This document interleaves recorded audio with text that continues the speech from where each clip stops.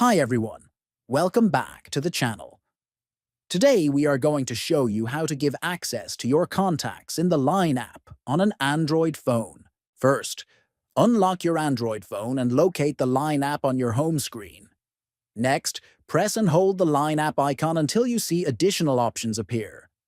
Look for the option labeled App Info and tap on it. Then scroll down to find Permissions. Tap on Permissions to see all the categories the app can access. You will see options like Camera, Storage, and Contacts. After that, select Contacts.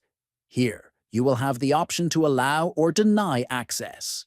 Choose Allow to enable the Line app to access your contacts. This will allow the app to sync your phone contacts with your Line account, so you can easily find friends and make calls. If this video helped you, make sure to subscribe to the channel, like this video, and share it with friends.